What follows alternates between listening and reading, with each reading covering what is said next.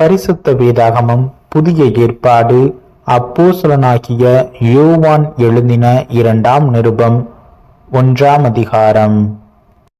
நமக்குள் நிலை நிற்கிறதும் என்றென்றைக்கும் நம்மோடு இருப்பதுமாகிய சத்தியத்தின் நிமித்தம் நான் மாத்திரமல்ல, சத்தியத்தை அறிந்திருக்கிற யாவரும் சத்தியத்தின்படி நேசித்திருக்கிறவளும் தெரிந்து கொள்ளப்பட்டவளுமாகிய அம்மாளுக்கும் அவளுடைய பிள்ளைகளுக்கும் மூப்பனாகிய நான் எழுதுகிறதாவது, பிதாவாகிய தேவனாலும் பிதாவின் குமாரனாயிருக்கிற கர்த்தராகிய இயேசு கிறிஸ்துவினாலும் கிருபையும் இரக்கமும் சமாதானமும் சத்தியத்தோடும் அன்போடும் கூட உங்களோடு இருப்பதாக.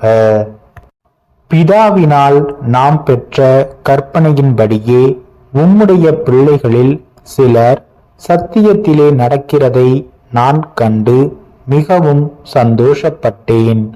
இப்பொழுதும் அம்மாளே, நாம் ஒருவரிலொருவர் அன்பு கூற வேண்டுமென்று உமக்கு புதிய கற்பனையாக எழுதாமல் ஆதி முதல் நமக்கு உண்டாயிருக்கிற கற்பனையாக எழுதி உம்மை வேண்டிக் கொள்ளுகிறேன்.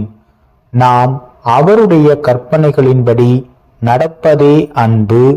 நீங்கள் ஆதி முதல் கேட்டிருக்கிறபடி நடந்து கொள்ள வேண்டிய கற்பனை இதுவே.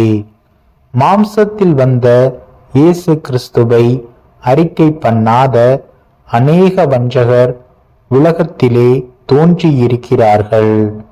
இப்படிப்பட்டவனே வஞ்சகனும் அந்தி கிறிஸ்துவுமாயிருக்கிறான். உங்கள் செய்கைகளின் பலனை இழந்து போகாமல் பூரண பலனை பெறும்படிக்கு எச்சரிக்கையாயிருங்கள். கிறிஸ்துவின் உபதேசத்திலே நிலைத்திராமல் மீறி நடக்கிற எவனும் தேவனை உடையவன் அல்ல. கிறிஸ்துவின் உபதேசத்தில் நிலைத்திருக்கிறவனோ பிதாவையும் குமாரனையும் உடையவன்.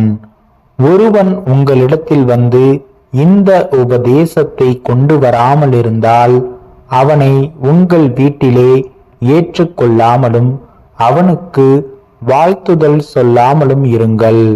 அவனுக்கு வாழ்த்துதல் சொல்லுகிறவன் அவனுடைய துர்க்கிரியைகளுக்கு பங்குள்ளவனாயிருக்கிறான்.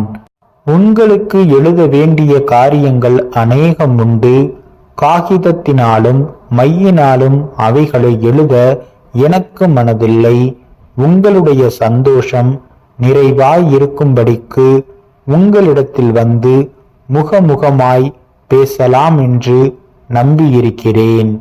தெரிந்து கொள்ளப்பட்ட நம்முடைய சகோதரியின் பிள்ளைகள் உனக்கு வாழ்த்துதல் சொல்லுகிறார்கள். ஆமீன்.